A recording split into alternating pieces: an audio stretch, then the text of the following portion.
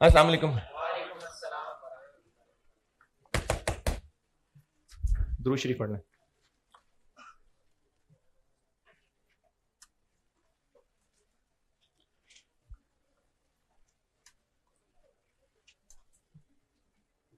एक सवाल दिया था स्प्रिंग 22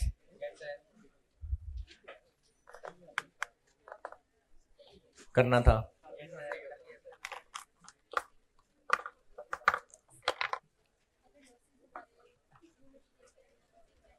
स्प्रिंग 22 पूछ रही हैं। अच्छा पहले मैं स्प्रिंग 22 बता दूं फिर करते हैं बात।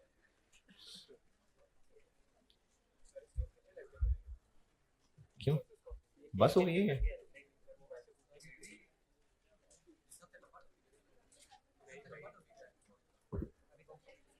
हाँ नहीं, शॉर्ट टर्म डिसीजन मेकिंग है सबसे लंबा, सबसे ज्यादा क्लासेस उस पर लगेंगी, तो वो जल्दी से मट जाएगा काम। अच्छा, स्प्रिंग 22 में जो मुझे मसला लगता है वो बता देता हूं, आपने उसके अलावा जो पूछना है तो वो पूछ लीजिएगा। मैं पहले अपना बताता हूं जो मुझे लगता है कि स्टूडेंट्स को ये प्रॉब्लम होगी।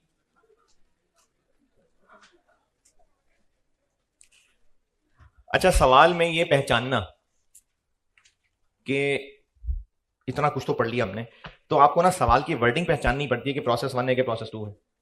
और प्रोसेस 2 का मतलब है कोई भी सब्सिक्वेंट हो सकता है, प्रोसेस 204 हो, कोई भी सब्सिक्वेंट उसको प्रोसेस 2 कह रहा हूं। तो प्रोसेस 1 है कि प्रोसेस 2, ये सवाल में कैसे पता चला? लिखा हुआ है प्रोसेस 2। फिर अगर प्रोसेस 2 है तो आपको पहचानना पड़ेगा कि केस 1 है कि केस 2 है। तो कैसे पता चल रहा है?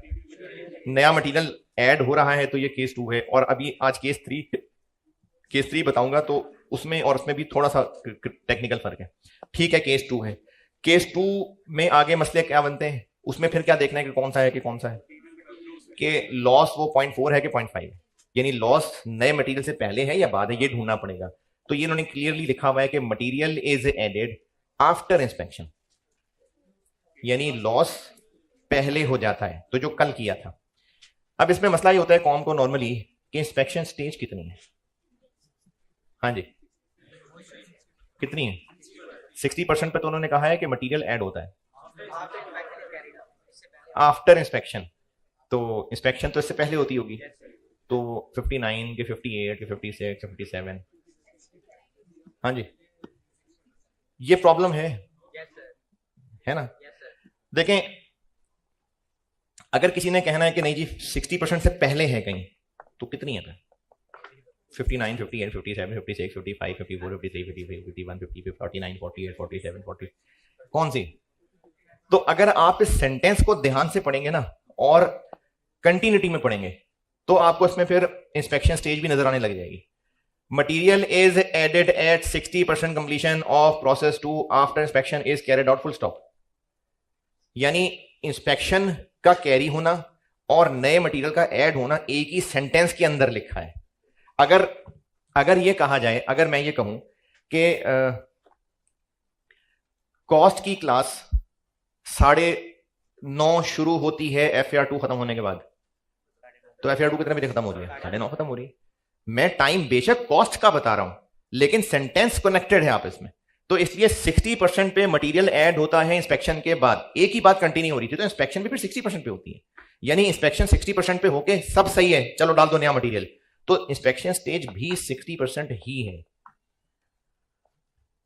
हाँ जी, अभी भी इख्तलाफ जिद नहीं। और इस सवाल में आपने कुछ पूछना है तो पूछें, मुझे यही बात थी बताने वाली, आपने कुछ पूछना है तो बताइए। अच्छा, एक सवाल है पुराना, अच्छा सवाल है ये, शायद उसी को ही देख के बनाया हुआ था। पूरा सवाल तो नहीं करूंगा मैं, टाइम नहीं है, सिर्फ मैं उसमें ना 2 क्वांटिटीज कैजुअल बना के छोड़ दूंगा, फिर ये सवाल हस्बे तौफीक होगा। ठीक है, एक सवाल पूरा नहीं कर रहा, सिर्फ 2 प्रोसेसेस का सवाल है, दोनों का क्वांटिटीज, दोनों में क्वांटिटीज कैजुअल ही टेक्निकल थे बस, तो वो बना के मैं छोड़ दूंगा, फिर हस्बे तौफीक ये सवाल जिसने जब करना हुआ कर लेना। आप सवाल पढ़ लीजिए, स्प्रिंग 2010 स्मार्ट प्रोसेसिंग के नाम का सवाल होगा। बुक में क्वेश्चन 18, क्वेश्चन 18।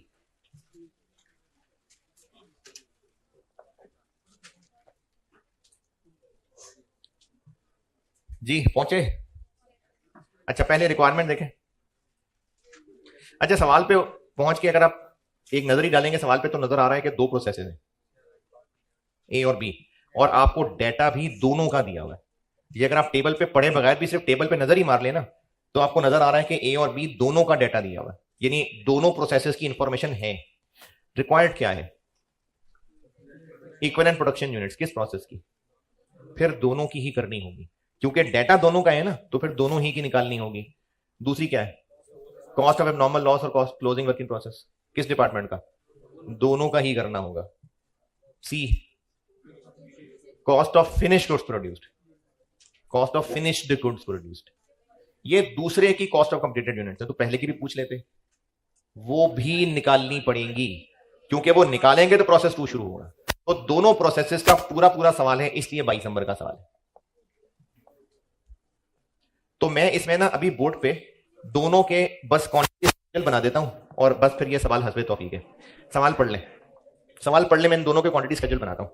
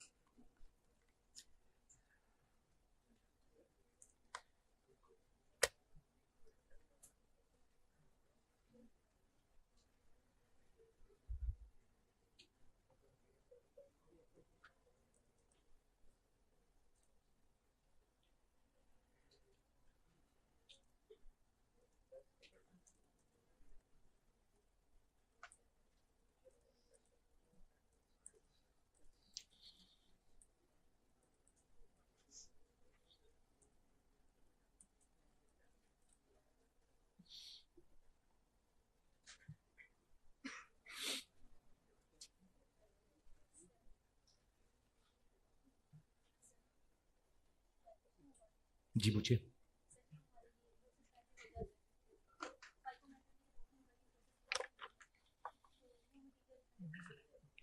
लॉसेस पहले हो गए?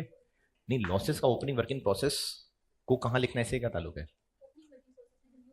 हाँ, हमारे सवालों को सॉल्व करते हुए, बाकी लोग भी दोबारा बता रहा हूं, हमारे सवालों को सॉल्व करते हुए हम एक अजम्पशन लेके चल रहे हैं, जो इनफैक्ट कह भी नहीं रहे हैं कि ओपनिंग वर्क इन प्रोसेस जितने भी थे वो खैर खैरियत से आगे निकल गए हैं। जो लॉस है, जो क्लोजिंग है, वो नए वालों में से, ओपनिंग में से नहीं है। तो ओपनिंग वर्क इन प्रोसेस की लाइन के सामने क्या लिखना है क्या नहीं लिखना, इसका इंस्पेक्शन स्टेज से कोई काम नहीं है।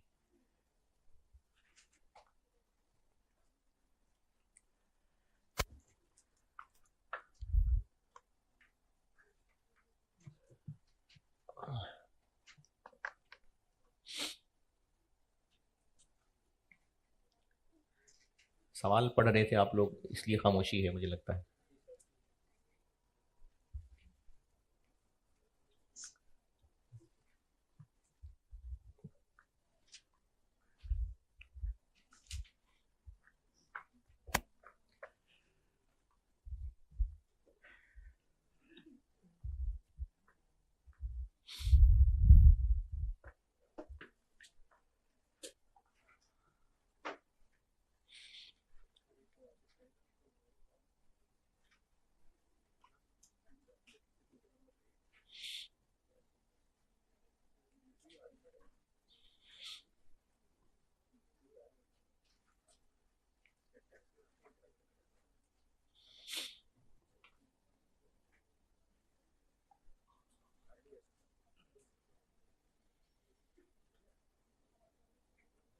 हाँ जी, हाँ जी, पढ़ लिया सवाल।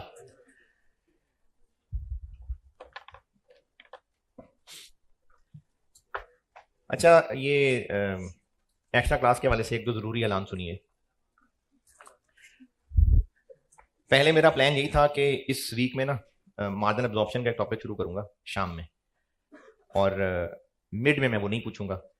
तो उस पर फिर मैंने ये सोचा कि जब मैंने वो मिड में पूछना नहीं है, तो आप उसकी क्लासेस, एक तो शायद मिड टर्म देना है बेटे, उसको पूरी तैयारी के साथ दीजिएगा, क्योंकि इतना सारा सिलेबस रिवाइज करने का फिर दोबारा मौका नहीं मिलता, तो दीजिएगा। और मेरे ख्याल में जुमेरात को होता है, बुध को होता है, बुध को है ना, तैयारी करके देना बेटे। तो जब आपने वो मिड टर्म में देना नहीं होगा तो या तो आप उसकी क्लास नहीं ले रहे होंगे, या ले भी रहे होंगे तो कुछ लिफ्ट नहीं करा रहे होंगे। और दूसरा, फिर शाम में जब आप वो एक्स्ट्रा क्लास ले रहे होंगे तो मैं तो ये कहूंगा कि आप अभी से मिड टर्म की तैयारी शुरू करें, तो आपका वो टाइम लगेगा। तो मैंने फिर ये कंक्लूड किया कि मैं वो मार्जिन ऑब्जॉर्प्शन भी शुरू नहीं कर रहा। इस वीक में मैं सिर्फ 2 दिन एक्स्ट्रा क्लास लूंगा कॉस्ट की, आज और कल। और वो इसलिए कि मैं कोशिश करूंगा कि प्रोसेस कॉस्टिंग जो है ना, पहले मेरा ख्याल था कि उसको मिड से आगे ले जाना पड़ेगा मुझे, लेकिन अब मैं ये 2 एक्स्ट्रा क्लास इसलिए ले रहा हूं कि प्रोसेस को मैं कंक्लूड कर सकूं, ताकि जिनकी मिड के पेपर हो के फिर पढ़ाई का दिल हो, जो कि होना चाहिए, पेपर भी देने हैं, तो वो इस प्रोसेस अकाउंट कॉस्टिंग के ना मैक्सिमम सवाल प्रैक्टिस कर सकें, और ताकि इतनी मेहनत की है तो हफ्ते में भूल ना है। तो 2 एक्स्ट्रा क्लासें लूंगा बाकी इस वीक में, यानी आज और कल, बाकी 4 दिनों में नहीं ले रहा। अच्छा, अब वो एक्स्ट्रा क्लासेस की क्या सिग्निफिकेंस है, मैंने आपको ना प्रोसेस कॉस्टिंग के बीच में ही 2 छोटे छोटे चैप्टर करवाने हैं। एक कॉस्ट फ्लो इन प्रोडक्शन है और एक जॉब ऑर्डर कॉस्टिंग है। ये 2 छोटे छोटे से 1-1 दिन के चैप्टर हैं, लेकिन इनके लिए जो जर्नल एंट्री सिखाने की मेहनत करनी होती है, वही मेहनत प्रोसेस कॉस्टिंग में भी करनी होती है। तो मैं सिर्फ फायदा ये उठाता हूं कि वो एक ही दफा मेहनत हो, प्रोसेस कॉस्टिंग भी हो जाए और वो दोनों चैप्टर भी हो जाए। तो इसलिए ना मैंने आज और कल की शाम वाली क्लास के अंदर वो 2 चैप्टर कराने। जो फिजिकली इस क्लास को अटेंड नहीं कर पाते वो कोशिश ये करना कि जुम्मे रात तक ले चुके हूं, क्योंकि जुम्मे को फिर मैं वो एंट्रीज प्रोसेस कॉस्टिंग में करा रहा हूँ। तो वो चैप्टर जो साथ साथ ले लें, ठीक है, जबरदस्त, साथ साथ ले लें क्लास, नहीं तो 1-2 दिन के अंदर ले लेना, क्योंकि मैंने उनको फिर प्रोसेस कॉस्टिंग में यूज करना होगा। अब आते हैं एक टेक्निकल बात की तरफ कि क्लास यहाँ है कि वहां है। एक टेक्निकल गलती मुझसे ये हो गई थी कि मैंने आपको सारी जो कस्में वादे थे वो मैंने FAR 1 को सोच के दिए थे। कॉस्ट में तादाद होती है ज्यादा, यहां पर नहीं आने वो लोग, तो टेक्निकली कॉस्ट की क्लास में कैंपस में कर ही नहीं सकता। कॉस्ट के बच्चे ज्यादा हैं, वो नहीं आएंगे इधर पूरे। वहां FAR 1 में जस्ट खत्म करता था, उसके बाद यहाँ FAR 1 लेने आता था, तो मैंने ये ज्यूम किया था कि वो बच्चे तो आ ही नहीं सकते, लेकिन कॉस्ट की क्लास में पहले खत्म हो जाती। यानी जैसे आप लोग वहां पहुंच सकते हैं, वो लोग यहाँ पहुंच सकते हैं, उनके पास है 1-1.5 घंटा बीच में, लेकिन वो यहाँ आके बैठेंगे किधर? तो इसलिए यहाँ पर हो नहीं सकती कॉस्ट की क्लास। वो कॉस्ट की एक्स्ट्रा क्लास इसलिए गुलबर्ग में ही होगी। क्या जी? तो वो फिर गुलबर्ग में ही है ना, यहाँ पॉसिबल नहीं है टेक्निकली। तो इसलिए आज, अच्छा, रक्षे वाले जिन्होंने आना हो, रक्षे वाले को थोड़ा ज्यादा टाइम देके ही आना, क्योंकि मैंने 2 पास पेपर के सवाल क्लास में करने हैं। 3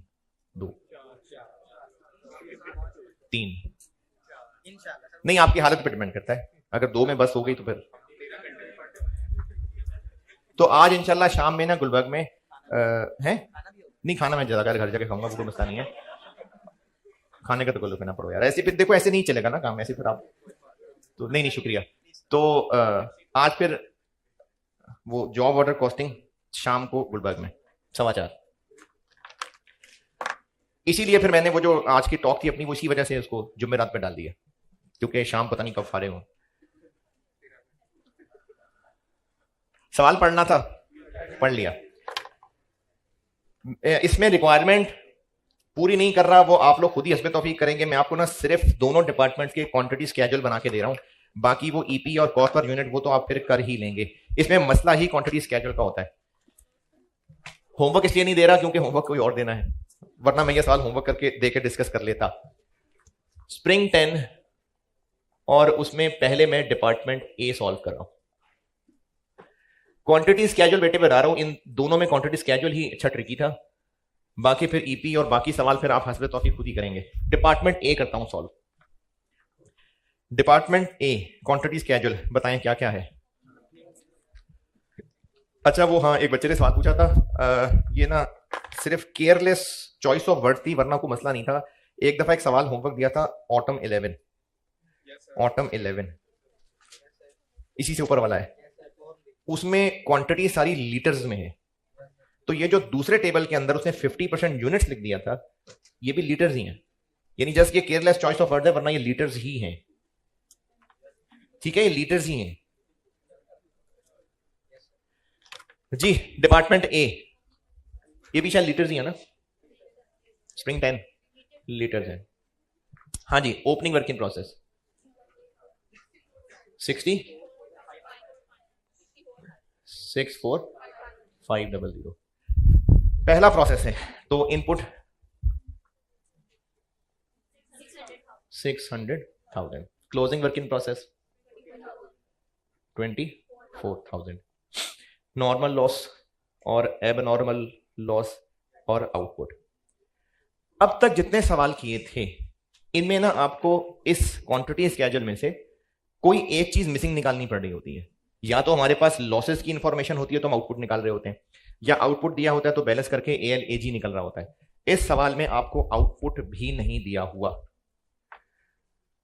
और नॉर्मल लॉस तो है लेकिन एक्चुअल लॉस नहीं दिया हुआ। दोबारा सुने, मिसाल के तौर पे हमें एक्चुअल लॉस दिया होता है, एक्चुअल लॉस, और वो क्या होता है जी 10,000 है, और हम नॉर्मल लॉस कैलकुलेट करते हैं तो नॉर्मल लॉस और उसका डिफरेंस ALAG आ जाता और फिर कंप्लीट पिक्चर होने की वजह से आउटपुट मिल जाता। या फिर एक्चुअल लॉस ना दिया होता, नॉर्मल लॉस निकाल लेते, आउटपुट दिया होता तो ALAG निकाल लेते, कुछ एक तो गिवन होता। अब हमें एक्चुअल लॉस भी नहीं दिया और आउटपुट भी नहीं दिया। अब ये दो मिसिंग फिगर एक इक्वेशन से नहीं निकल सकती, हमारे पास हल ही नहीं है सिवाय अज्यूम करने के कि एबनॉर्मल लॉस है ही नहीं, निकाल ही नहीं सकते। आउटपुट गिवन होता, नॉर्मल लॉस और आउटपुट बैलेंस करके नॉर्मल लॉस निकल आता, एक्चुअल लॉस गिवन होता तो भी निकल आता, लेकिन कोई रास्ता नहीं है कि एबनॉर्मल लॉस निकाल सकें, तो ये जीरो। इस अजम्पशन का नोट दे देंगे तो अच्छी बात है, नहीं तो कोई बात नहीं। एबनॉर्मल लॉस नहीं निकाल सकेंगे इसमें। अब तक जितने भी सवाल किए थे हमने एबनॉर्मल लॉस दो सूरतों में देखा है, या तो एक्चुअल लॉस दिया होता है तो उसको नॉर्मल लॉस से कंपेयर करके निकाल लेते हैं, या फिर आउटपुट गिवन होती है तो पूरे स्केड्यूल को बैलेंस करके एबनॉर्मल लॉस निकाल लेते हैं। तो ना एक्चुअल लॉस गिवन है और ना ही आउटपुट गिवन है, इसलिए ALAG जीरो है। चलिए नॉर्मल लॉस पे आते हैं। इंस्पेक्शन स्टेज कितनी है? डिपार्टमेंट A की बात कर रहा हूं। नहीं गिवन, नहीं गिवन, नहीं है। इंस्पेक्शन स्टेज क्यों चाहिए होती? अगर normal loss is a percentage of input होता तो यहां पर क्या है? आउटपुट की परसेंटेज है। नॉर्मल लॉस आउटपुट की परसेंटेज है, आउटपुट की परसेंटेज है तो फिर इंस्पेक्शन स्टेज का काम भी नहीं था। ये इसके परसेंट है। अब आपको ये भी नहीं पता और ये भी नहीं पता, तो इसको x रख लें और इसको 0.05x रख लें, क्योंकि आउटपुट का 5% ये है और इसको माइनस करेंगे तो आउटपुट निकलेगी। तो इसको आप इस तरह से सॉल्व करें। ये पहले पैराग्राफ की दूसरी लाइन से मतलब निकाला है मैंने। नॉर्मल लॉस डिपार्टमेंट ए में 5% ऑफ द यूनिट्स ट्रांसफर्ड है, यानी आउटपुट का 5% है जी। ये आ जाएगा 610 और ये आ जाएगा 30। ये डिपार्टमेंट ए का क्वांटिटी स्केड्यूल है। एक तो इसमें ये अच्छा पॉइंट सिखाना था।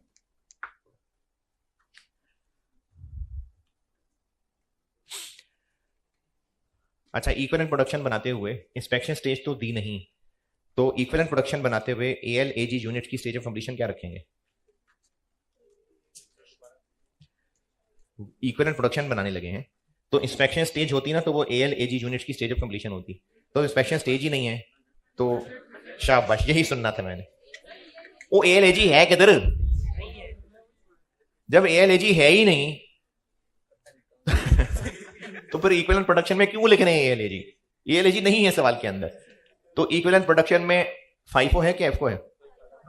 तो इक्विवेलेंट प्रोडक्शन में ओपनिंग की लाइन, स्टार्टेड कंप्लीटेड की लाइन और क्लोजिंग की लाइन। ये हो गया डिपार्टमेंट ए। अच्छा, ये कैसे पता कि प्रोसेस 1 का सवाल है कि प्रोसेस 2 का सवाल है? दोनों का है।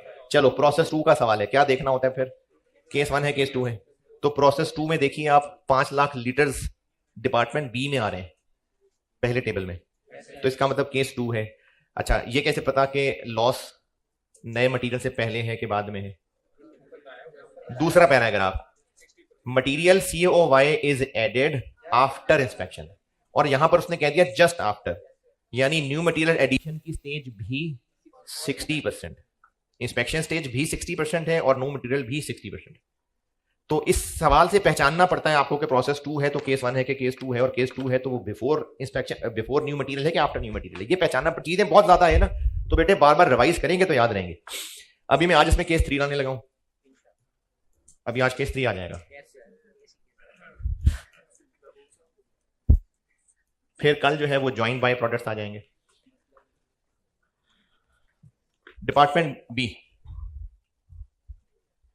डिपार्टमेंट बी का क्वांटिटी स्केड्यूल।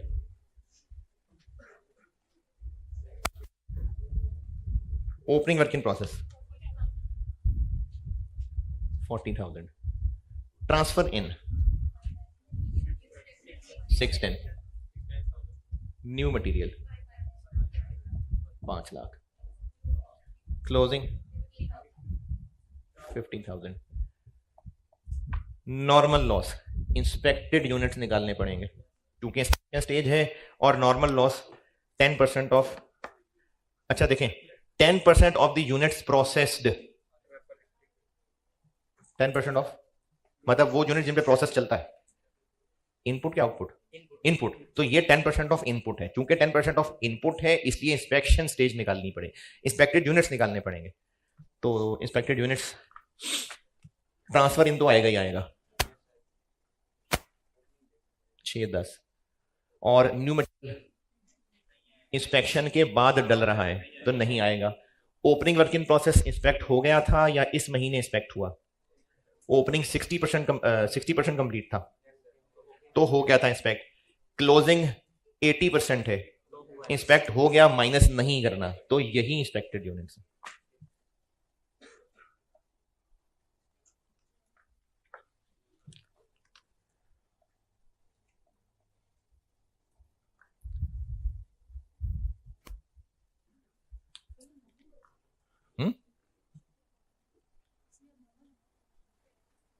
नहीं, ये क्या 10% नॉर्मल है, ये पूछनी है, देखते हैं। लेकिन 10% नॉर्मल है या नहीं, कैसे पता? नॉर्मल का तो वर्ड ही नहीं है, ना ही एस्टिमेटेड का वर्ड है। 10% of the units processed are evaporated, हो जाते हैं, तो ये नॉर्मल लॉस है। वर इवेपोरेटेड तो ये एक्चुअल लॉस होता। वाह, आर और वर देखो।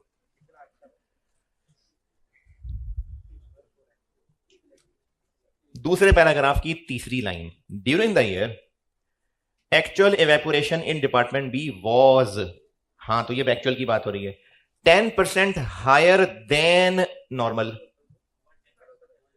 क्या 110? दोबारा, एक्चुअल लॉस नॉर्मल लॉस से 10% ज्यादा है।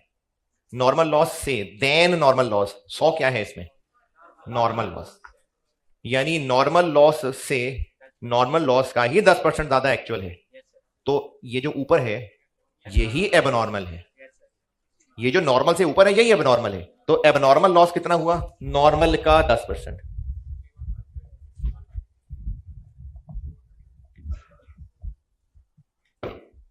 अब यहां से आउटपुट बनेगी 103। ये दूसरे पैराग्राफ की सारी अंग्रेजी पढ़ाई है मैंने, ये और ये दूसरे पैराग्राफ की अंग्रेजी से निकला है। ये दूसरे पैराग्राफ की अंग्रेजी पढ़ के देख लें, इसमें कोई एतराज परेशानी है तो बताइए।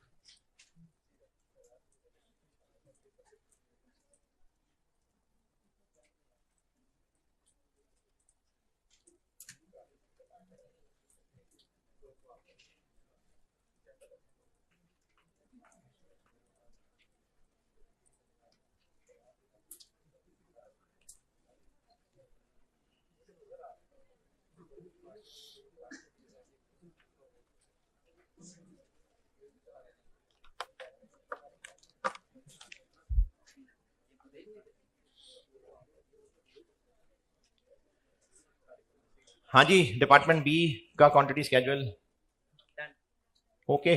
बस इस सवाल में ये 2 पॉइंट ही थे बताने वाले, बाकी ईपी और कॉस्ट पर यूनिट और बाकी सब वो आपने खुद करना है। इसमें पूछना है तो पूछते हैं, मैं बताऊं फिर।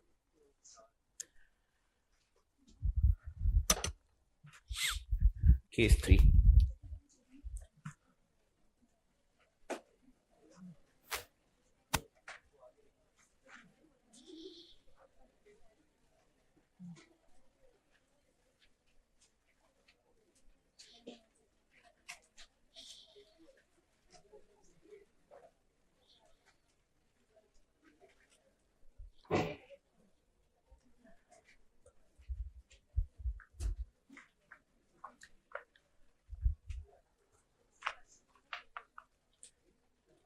न्यू मटेरियल कॉस्ट इनकर हुई है, लेकिन क्वांटिटी में इजाफा नहीं हो रहा।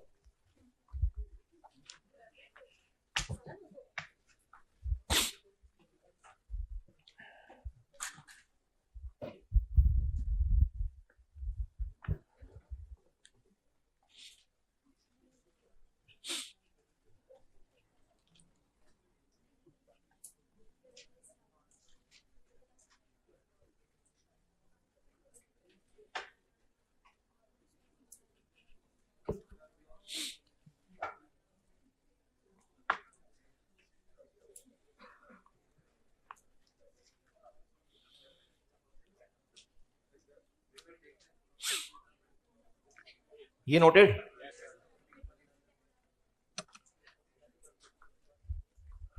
जी जी, पूछा है कुछ?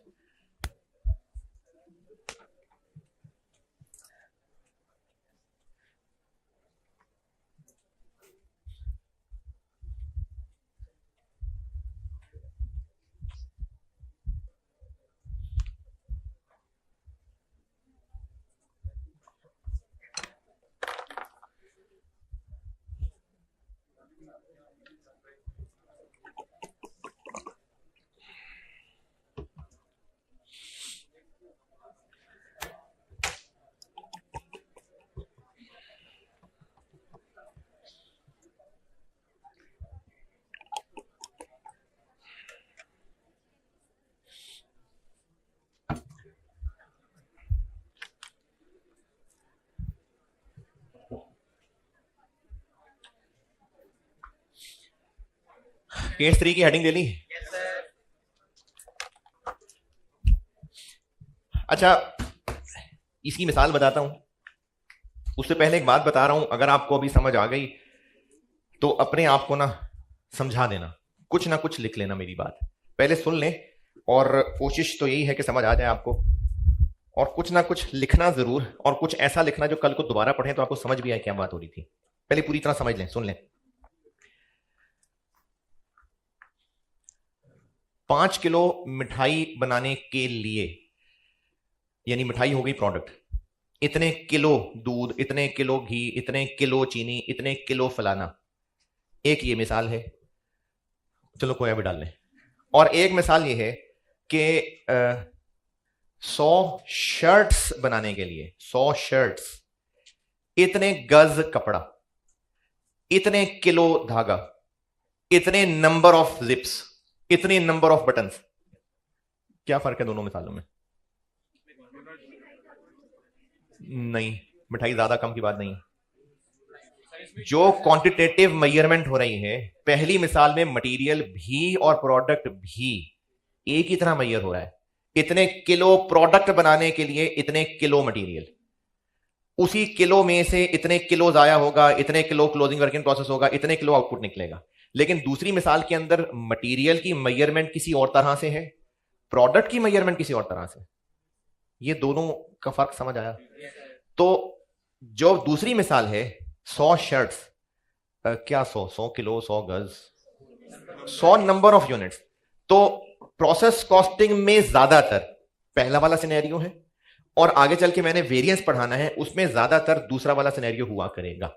इन दोनों में फर्क है, यानी या तो प्रोडक्ट की जो क्वांटिटी मेजरमेंट है और मटेरियल की वो एक ही होती है, यानी मटेरियल भी किलो में, प्रोडक्ट भी किलो में, मटेरियल भी लीटर में, प्रोडक्ट भी लीटर में। या फिर प्रोडक्ट की क्वांटिटी नंबर होती है, मटेरियल शायद किलो लीटर में होता है। तो ये दो अलग अलग तरह की रिलेशन है। प्रोसेस कॉस्टिंग में ज्यादातर पहला ही हुआ करता है। बाकी जिन चैप्टर्स में आएगा वो फिर उन चैप्टर्स के हिसाब से बताऊंगा। ये बात मेरी फिर सुन लें, प्रोडक्ट और मटेरियल की क्वांटिटी मेजर सेम, क्या कहूं, यूनिट्स में, सेम मेजर यूनिट्स। प्रोडक्ट और मटेरियल की क्वांटिटी सेम तरीके से भी मेजर हो सकती है। फॉर एग्जांपल, मटेरियल भी लीटर में है, प्रोडक्ट भी लीटर में है, मटेरियल भी केजी में है, प्रोडक्ट भी केजी में है। प्रोसेस कॉस्टिंग में ज्यादातर यही होता है। और ऐसा भी हो सकता है कि प्रोडक्ट की क्वांटिटी किसी और तरह है और मटेरियल की क्वांटिटी की और तरह है। मिसाल के तौर पे 50 चेयर्स बनाने के लिए, 50 चेयर्स, नंबर ऑफ चेयर्स, इतने गज कपड़ा, इतने किलो मेटल, इतनी नंबर ऑफ लकड़ी की शीट्स, यानी प्रोडक्ट की क्वांटिटी और तरह मैयर हो रही है और मटेरियल की क्वांटिटी और तरह मैयर हो रही है। तो ये दो अलग अलग तरह से चलता है। प्रोसेस कॉस्टिंग में ज्यादातर पहला वाला है। अगर कुछ समझे हैं तो अपने आप को बता दें।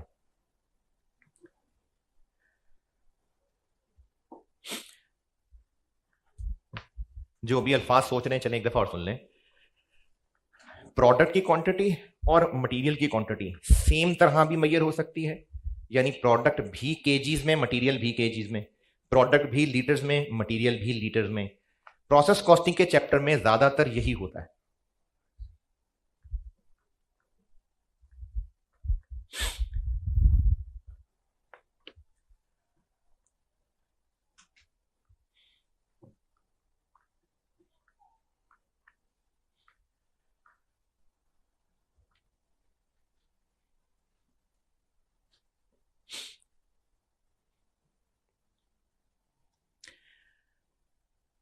और दूसरा मैंने बताया है कि प्रोडक्ट की मेजरमेंट मटेरियल की मेजरमेंट से डिफरेंट है। फॉर एग्जांपल 100 चेयर्स बनाने के लिए, यानी 100 नंबर ऑफ चेयर्स, ये प्रोडक्ट हो गया, के लिए इतने स्क्वायर फीट या इतने गज कपड़ा, इतने किलो मेटल। तो मटेरियल की क्वांटिटी और प्रोडक्ट की क्वांटिटी की मेजरमेंट अलग अलग भी हो सकती है। ये मिसालें जरूर लिखना साथ ताकि आपको फर्क पता चले।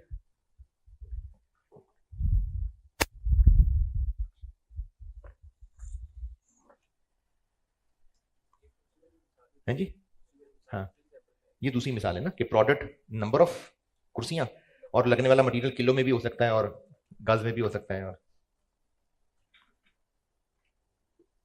और मिसाल, अगर प्रोडक्ट है बॉटल्स बनाता है, सॉफ्ट ड्रिंक की बॉटल्स, तो प्रोडक्ट हो गए नंबर ऑफ बॉटल्स, लेकिन मटेरियल हो सकता है कोई लीटर में हो, कोई किलो में हो।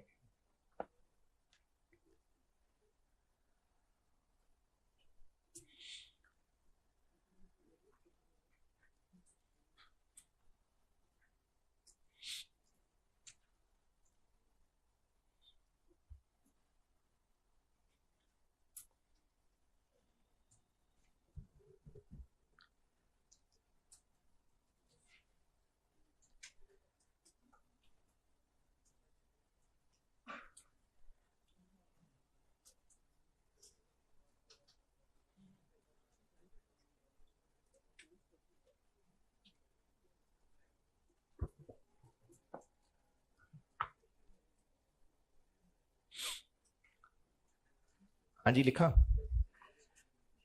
अगर इतना लिख लिया तो अगली बात ये लिख लें कि ये जो क्वांटिटी स्केड्यूल और ईपी बनता है, इसमें क्वांटिटी किसकी आनी चाहिए? मटेरियल के हिसाब से कि प्रोडक्ट के हिसाब से?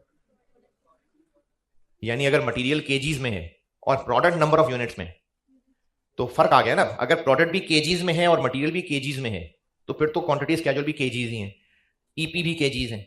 लेकिन अगर प्रोडक्ट नंबर ऑफ चेयर्स है और मटेरियल केजीज है तो क्वांटिटी स्केड्यूल और इक्विवेलेंट प्रोडक्शन किस में होगा? प्रोडक्ट के हिसाब से होगा। आप सोच रहे हैं इनपुट को प्रोडक्ट के हिसाब से, हमने पर यूनिट कॉस्ट किसकी निकालनी है? प्रोडक्ट की। तो डिनोमिनेटर में प्रोडक्ट की क्वांटिटी आनी है, क्वांटिटी स्केड्यूल में प्रोडक्ट की क्वांटिटी आनी है। नहीं, मैं भी मिसाल बताता हूं। हम कहेंगे इनपुट इतने किलो कपड़ा नहीं, इतने चेयर्स का कपड़ा। इनपुट इतनी शर्ट्स का कपड़ा। तो प्रोडक्ट की क्वांटिटी अगर मटेरियल से डिफरेंट टर्म्स में है तो क्वांटिटी स्केड्यूल, इक्विवेलेंट यूनिट्स, ये प्रोडक्ट की क्वांटिटी के हिसाब से बनेंगे। अच्छा, प्रोसेस कॉस्टिंग में ये मसला ज्यादा नहीं आएगा, ये चीज आपको ज्यादा फेस करनी पड़ेगी वेरिएंस वाले चैप्टर में।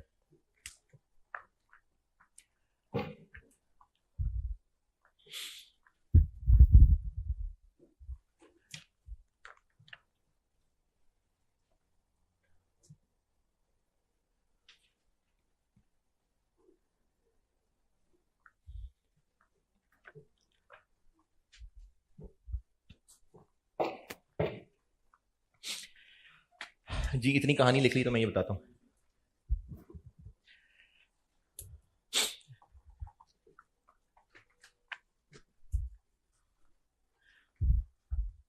कॉस्ट अकाउंटिंग मुश्किल है तो आपको पढ़ना भी ज्यादा पड़ेगा। किसी चैप्टर में चीजें बहुत ज्यादा हैं, भूल जाती हैं, तो आपको बार बार रिवाइज करनी पड़ेंगी। अच्छा, जो कल किया था उससे रिलेटेड ना एक सवाल अक्सर बच्चे पूछते हैं, अभी मुझसे क्लास के पहले पूछा भी था, बाकियों को भी बता देता हूं। कल जो सवाल मैंने बोर्ड पे किया था वो खोलें जरा, उसका सोल्यूशन खोलें।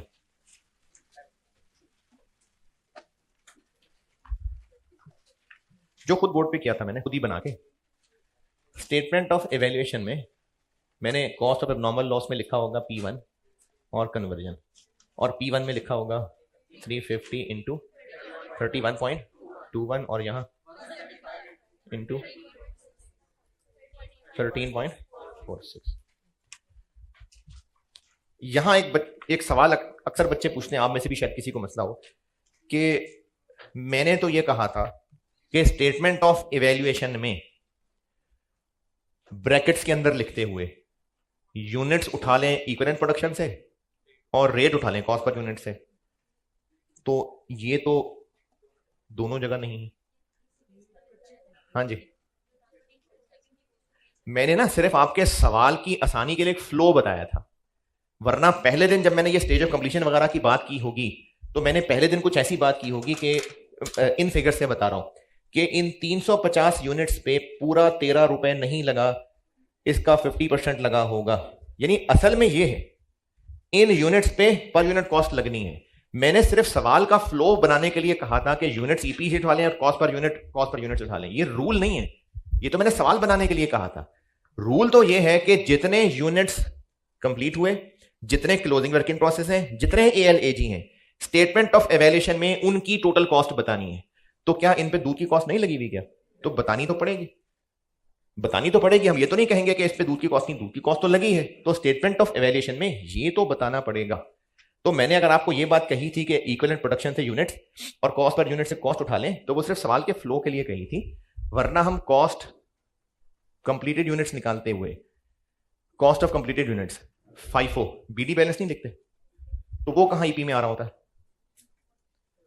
वो आ रहा होता है ईपी में। तो सर ने तो कहा था कि ईपी से यूनिट्स लिखने हैं सिर्फ, तो सिर्फ मैंने सवाल में आसानी के लिए कहा था कि ईपी से यूनिट्स उठा लें और ये पर यूनिट उठा लें।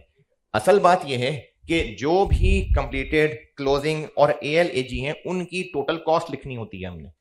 तो जो जाया हुए यूनिट्स हैं उन पे दूध की कॉस्ट तो लगी ही हुई है, इसलिए इनका ब्रैकेट आना है वो पूरे यूनिट्स और जो हमने एक एडजस्टेड कॉस्ट निकाली थी। अच्छा जी, यहां आता हूं। प्रोसेस 1 में इनपुट 200 चेयर्स के लिए मेटल रॉड्स, पाइप जो होते हैं खोखले, कितने रॉड्स हैं पता नहीं, 200 चेयर्स के लिए हैं। हो सकता है कि 15-15 फुट की एक लेंथ आती हो, जैसे कभी अगर घर में कोई प्लम्बर का काम हुआ हो तो वो जो पानी के पाइप लेके आएगा वो पूरी एक लेंथ होती है। तो हो सकता है कि ये मेटल रॉड्स की एक लेंथ हुआ करे, लेट से 10-10 फुट के होते हैं, तो हमने उतने रॉड्स इस मशीन में, इस डिपार्टमेंट में लाने हैं जिनसे 200 चेयर्स बननी है। तो input quantities 200 chairs, number of, ये क्वांटिटी किसकी लिखी हुई मैंने? प्रोडक्ट जो बनना है, डल इनपुट रॉड्स रहे हैं लेकिन क्वांटिटी किसकी लिखी जा रही है? प्रोडक्ट की। फिर इस डिपार्टमेंट में इन रॉड्स की चेयर का ढांचा बना के वेल्डिंग हुई, और फिर वो जो वेल्डेड स्ट्रक्चर था वो यहां चला गया। हो सकता है हमने 200 चेयर्स के रॉड्स जहां लाए थे, 10 चेयर्स के वेल्डिंग करते हुए खराब हो गए, तो अब 190 चेयर्स के वेल्डेड स्ट्रक्चर ये इधर आए हैं। क्वांटिटी अभी भी प्रोडक्ट के हिसाब से चल रही है। इस प्रोसेस में इन पे लगने वाला फोम और कपड़ा ऐड हुआ, न्यू मटेरियल, फोम और फैब्रिक। कितनी क्वांटिटी? वही 190 जो पिछले प्रोसेस से आए थे। ये मटेरियल ऐड होने से नंबर ऑफ चेयर्स बढ़ गई। ये डायरेक्ट मटेरियल कॉस्ट है, चेयर पे लगने वाला फोम कपड़ा, हाँ है। तो मटेरियल कॉस्ट तो है नई, प्रोसेस 1 से ट्रांसफर इन भी है, न्यू मटेरियल कॉस्ट भी है, लेकिन न्यू मटेरियल कॉस्ट के आने से यूनिट्स में कोई इजाफा नहीं हो रहा। ये केस 3। सवाल कैसे पहचानेंगे कि नए मटेरियल कॉस्ट दी होगी, यूनिट्स कोई नहीं होंगे? इससे पहचानेंगे। ये है जी प्रोसेस 2 का केस 3 कि जो नया मटेरियल है वो मटेरियल कॉस्ट तो है लेकिन उसकी क्वांटिटी कोई नहीं है, क्योंकि क्वांटिटी यहां प्रोडक्ट के हिसाब से चल रही थी। तो उन्हीं चेयर्स के अंदर अब ये कपड़ा लगना है, क्वांटिटी वही अभी भी 190 रही।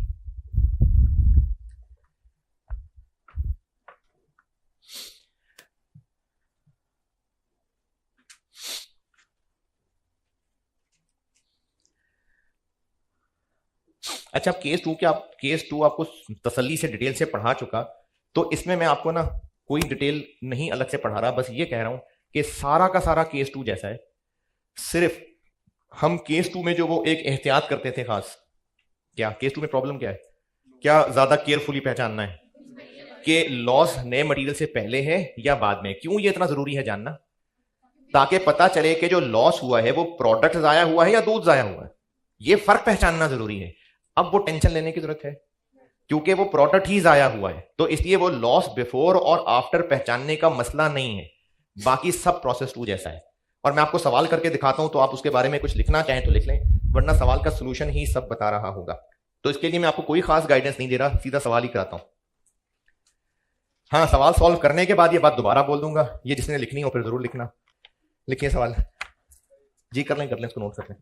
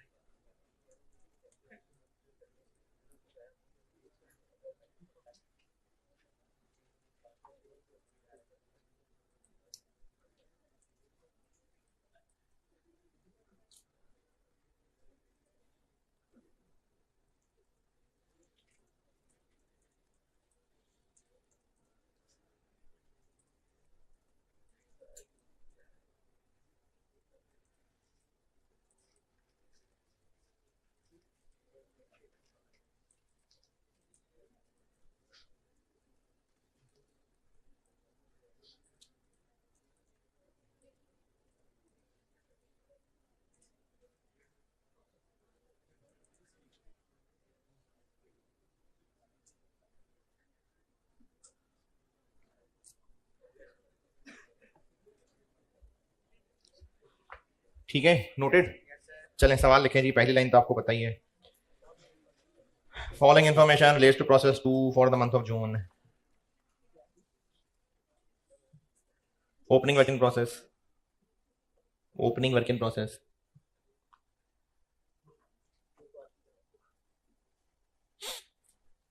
चलें जो पहली लाइन देखने के लिए भी लिखने के लिए इधर उधर देख रहे हैं, दोबारा बता देता हूं। Following information relates to process 2 for the month of June. Opening work in process 3000 units, 3000 units, और ये हैं 45% कंप्लीट, 45% कंप्लीट। कॉस्ट है इनकी P1 60,000 और कन्वर्जन 48,000।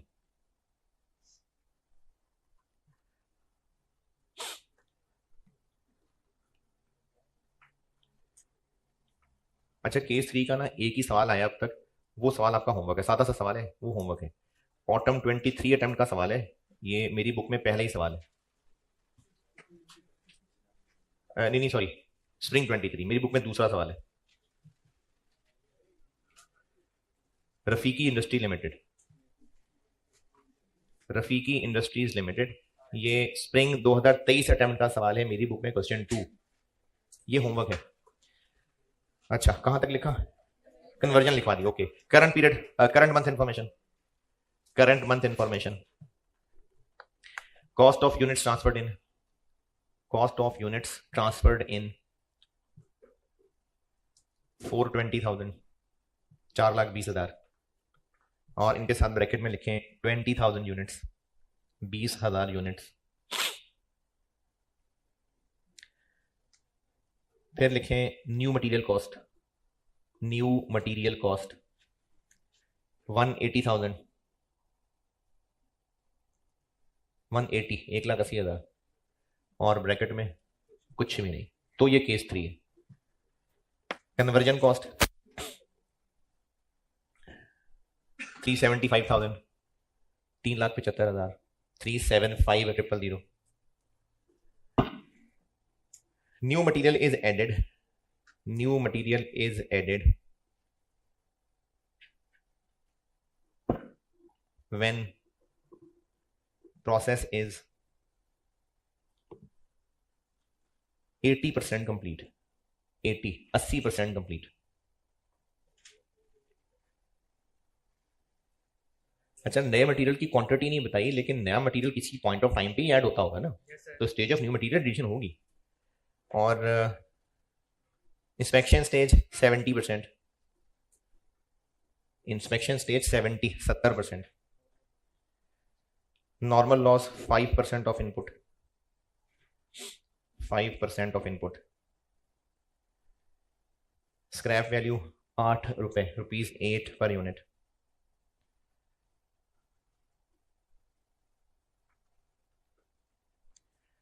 और क्या रह गया? Closing work in process, closing work in process 2400 units, 2400 units, 50% complete, 50% required है मुझसे स्टेटमेंट ऑफ एवेल्यूएशन। परसों एफ को किया था, चलें 5O से कर लेते हैं। 5O मेथड है, स्टेटमेंट ऑफ एवेल्यूएशन रिक्वायर्ड है। क्वांटिटी स्केड्यूल 5O है। Opening work in process 3,000, transfer in 20,000, new material नहीं है, केस 3 है, में न्यू मटेरियल के यूनिट्स नहीं है। Closing work in process 2400। Normal loss, inspection stage है 70%, ओपनिंग इस महीने इंस्पेक्ट हुए हैं और क्लोजिंग इंस्पेक्ट नहीं हुए हैं, तो 3,000 प्लस 20,000 माइनस 2400 इंटू 10। अच्छा, मैंने मुझे लगता है चीज नहीं बताई। हाँ जी, आउटपुट 19,400, आउटपुट 19400, आउटपुट 19400, 19400। तो देखिए एल है कि एजी है?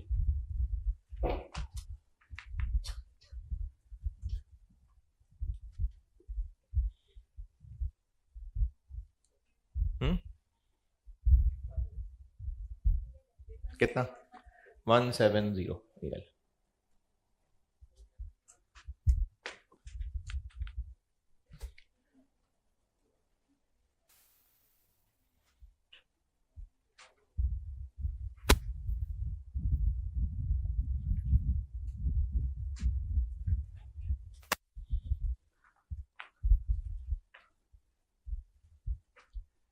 कॉलम कितने बनो? न्यू मटेरियल की कॉस्ट नहीं है तो बनेगा ना, क्यों नहीं बनेगा? मैंने कहा सारा केस 2 जैसा है, सिर्फ हमें एक फर्क रखना पड़ता था कि लॉस पहले हुआ है कि बाद में। उस फर्क की यहां पर कोई टेक्निकल क्रिटिकल जरूरत नहीं है। क्या नई मटेरियल कॉस्ट नहीं लग रही है? तो जब कॉस्ट लग रही है तो उसका न्यूमरेटर होगा, और जब उसका न्यूमरेटर होगा तो डिनोमिनेटर के 3 कॉलम बनेंगे, बिल्कुल केस 2 जैसा है। हम लोग न्यू मटेरियल का कॉलम इसलिए नहीं बनाते थे कि न्यू मटेरियल के यूनिट्स हैं। कन्वर्जन के कौन से यूनिट्स हैं? कन्वर्जन के यूनिट्स आ रहे होते हैं, तो फिर कन्वर्जन का कॉलम क्यों बना रहे होते हैं? कॉस्ट के लिए ना। तो 3 तरह की कॉस्ट है, तो 3 पर यूनिट निकलेंगे, और 3 पर यूनिट निकलेंगे तो फिर ईपी के 3 कॉलम बनेंगे। तो इसलिए ईपी ये बिल्कुल केस 2 जैसा ही है। 5O है, opening work in process 3,000। P1 में तो ये कभी नहीं आते। नया मटेरियल इन पे अब लगा है या पिछले महीने लगा था? अब लगा है, तो न्यू मटेरियल में इसके यूनिट्स आएंगे। कन्वर्जन पिछली दफा, तो अब बाकी 55।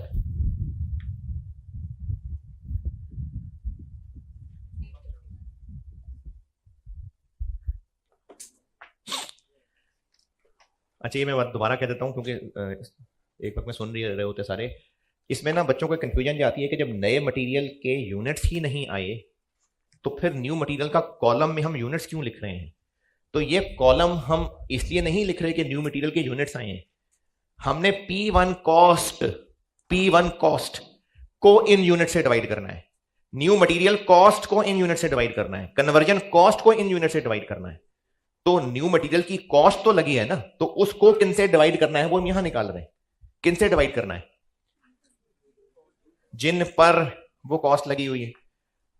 कपड़ा फोम ऐड हुआ है तो कॉस्ट तो इनकर हुई है ना, तो जो जो हमने कॉस्ट इनकर की है वो 3 है। P1 कॉस्ट है जो प्रोसेस 1 से आया हुआ सामान था, न्यू मटेरियल लगा, क्वांटिटी नहीं जरूरी है, न्यू मटेरियल कॉस्ट इनकर हुई है। जो अभी भी इस बात पे कंफ्यूज है कि न्यू मटेरियल के यूनिट्स नहीं आए, तो बेटे कन्वर्जन के कौन से यूनिट्स आए हैं? कन्वर्जन के अलग से कोई यूनिट्स आए हैं नहीं। तो इसलिए इस ईपी के कॉलम का फैसला कि कौन से कॉलम बनने हैं जिनकी कॉस्ट पर यूनिट निकलनी है जी। स्टार्टेड एंड कंप्लीटेड है 19,400 minus 3,000, 16,400, 16,400, 16,400, 16,400। Closing work in process 2,400। P1 में तो होते ही होते हैं। न्यू मटेरियल इनमें लग चुका है कि नहीं?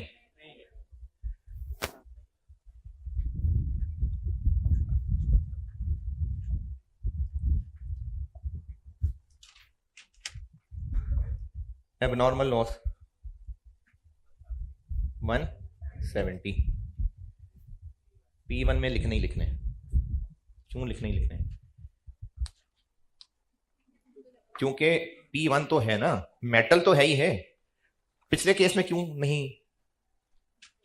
क्योंकि पिछले केस में नए मटेरियल के आने से चीज बदल जाती थी, वो प्रोडक्ट हो जाता था। उससे पहले वो मिल्क था, फ्लेवर आने से वो प्रोडक्ट बन रहा था। तो इसलिए ये जानना जरूरी था कि लॉस जितने किलो हुआ है वो सिर्फ दूध है या फ्लेवर ऐड होने के बाद वाली चीज है। तो चूंकि उसमें ये केस था कि per unit cost abnormal loss वाले यूनिट पे लगानी है कि नहीं लगानी है, नहीं लगानी है, तो इसलिए हम इस वाले कॉलम में यूनिट्स भी ही लिखते थे। लेकिन केस 3 में P1 में लिखने ही लिखने हैं और नए मटेरियल में नहीं। इस सवाल में नहीं, वैसे याद क्या रख लें कि नया मटेरियल आने के बाद जाया हुए हैं तो लिखेंगे, नया मटेरियल आने से पहले जाया हो गए तो नहीं लिखेंगे। तो केस 2 और केस 3 सब एक जैसा है, सिर्फ फर्क यह है कि यहां पर एबनॉर्मल लॉस के P1 के यूनिट्स लिखने ही लिखने, और न्यू मटेरियल के कॉलम में अगर इनमें नया मटेरियल डल चुका था तो यहां लिखेंगे, और अगर नए मटेरियल से पहले लॉस हो गया था तो बाकी सारा कुछ प्रोसेस 2 जैसा है, सॉरी केस 2 जैसा। केस 3 सारा का सारा केस 2 जैसा है, सिर्फ ये है कि ईपी की वर्किंग में ALAG के यूनिट्स P1 में आने और न्यू मटेरियल में अगर नए मटेरियल से पहले लॉस हो रहा है तो नहीं आने, नए मटेरियल के बाद हो रहा है तो आने। बस याद हो गया, जबानी है ना। केस 3 सॉल्व करते हुए सारा का सारा केस 2 जैसा है, सिर्फ फर्क यह है कि ईपी के कॉलम में ईपी बनाते हुए AL के यूनिट्स P1 में लिखने ही लिखने हैं और न्यू मटेरियल में लिखने हैं अगर उनमें न्यू मटेरियल लग चुका था तो। इस सवाल में लगा था? नहीं।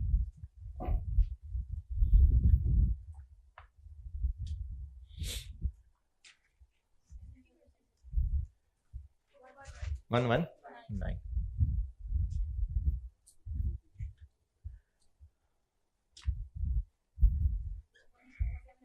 1 8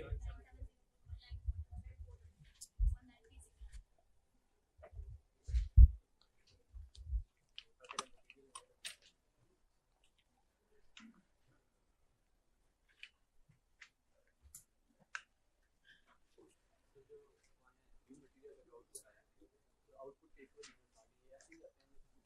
नहीं, इत्तेफाक से।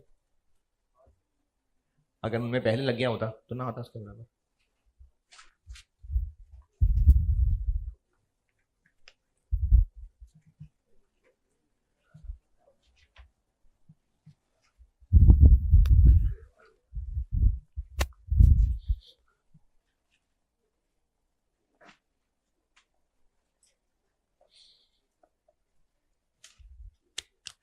अच्छा, आपकी अगली क्लास ऑलरेडी लेट हो गई, सिर्फ सवाल कोई ना पूछे, जस्ट ये मुझे, मैं फिगर जल्दी जल्दी बता दें। 5 से कर रहा हूँ। Current period 420, 180, 375।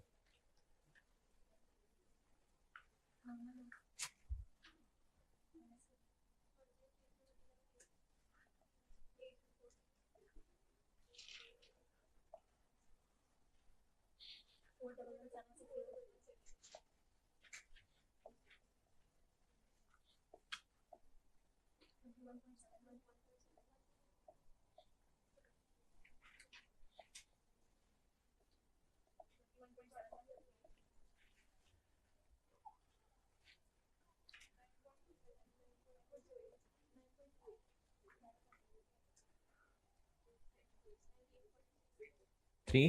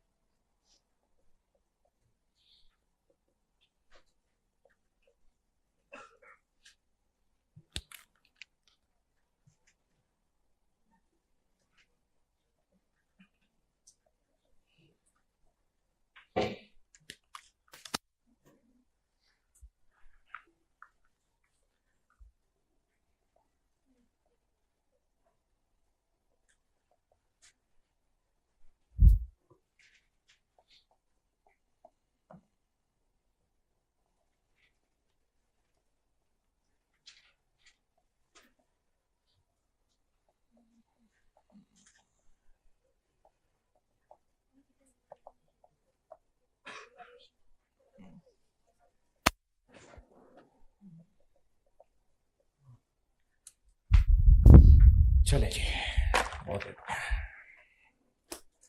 ठीक है, अल्लाह हाफ़िज़।